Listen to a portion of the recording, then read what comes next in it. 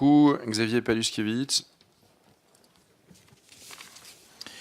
Merci Monsieur le Président, Monsieur le Ministre, chers collègues. Cette mission économie sur laquelle nous débattons aujourd'hui est l'une des missions primordiales pour permettre à nos entreprises de construire l'économie de demain. Nous devons absolument mettre en place un cadre propice au développement des entreprises afin d'obtenir une croissance durable, la plus forte possible et qui sera par conséquence créatrice d'emplois. Tout le monde sait ça. C'est pourquoi les différentes dépenses fiscales sur impôts d'État doivent être étudiées avec largesse et s'adapter à l'évolution de l'économie. Libérer pour mieux investir est le maître mot. Cependant, nous ne pouvons ignorer la pluralité, devrais-je dire, l'hétérogénéité des mesures fiscales européennes, et notamment, et c'est l'objet de ma question, sur les mesures favorisant l'investissement dans les PME non cotées et les start-up.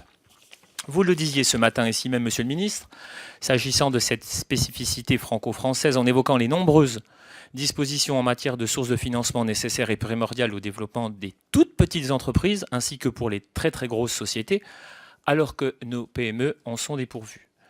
Nous le savons tous ici, le financement est la sacro-sainte problématique des entreprises. Ne pensez-vous pas, Monsieur le Ministre, qu'il faille nous aligner sur nos voisins européens en ce qui concerne la réduction d'impôts au titre des souscriptions en numéraire, aux augmentations de capital des PME? Pourquoi ne pas penser à une rehausse du dispositif Madelin existant, ce qui pourrait pallier le manque de financement en incitant le plus grand nombre à investir dans l'économie réelle et amortir les risques pris? Seulement 50 000 ménages participent à ce programme pour l'heure. Rediriger l'économie des Français vers l'économie réelle est une excellente mesure, mais il me semble que nous devons aller plus loin. Si Londres attire, ou attirait, devrais-je dire, autant de monde jusqu'alors, c'est qu'elle a su faire à l'époque les changements que notre pays ne s'est résigné à faire. Il est temps. Il existe chez eux un système de défiscalisation appelé Seed Enterprise Investment Scheme qui permet à l'investisseur de récupérer 50% de son investissement dans une start-up en réduction d'impôts. Pour répondre au député Paluskiewicz, j'ai peur d'écorcher votre nom, veuillez m'en excuser. C'est bien ? Bon, ça va. Sur la question du financement, enfin, il y a une question large. Alors évidemment, c'est une réflexion qui s'inscrit avec le cadre général de notre contrainte budgétaire, mais je ne vous refais pas l'explication complète, vous la connaissez et vous en avez déjà largement débattu.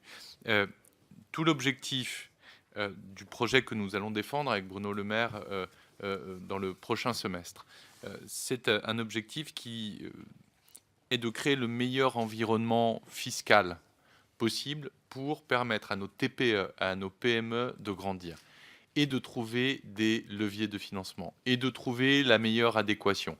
Évidemment qu'on peut regarder ce qui s'est fait dans d'autres pays. La Grande-Bretagne a mis en place des dispositifs, j'en suis certain que Alexandre Holroyd pourra nous en donner un panorama complet, mais c'est dans ce cadre-là aussi que nous pourrons y travailler intelligemment, à la fois sur le sujet des startups, mais pas uniquement. Parce que, je le redis, il est important évidemment d'aider nos entreprises sur la partie amorçage, sur le démarrage de l'activité, sur la création, mais pas uniquement. On a un problème de croissance de nos entreprises, on a 3 fois moins de TI que nos voisins allemands, 2 fois moins que les Britanniques pour le coup, et donc c'est aussi sur cet écosystème-là que nous comptons intervenir.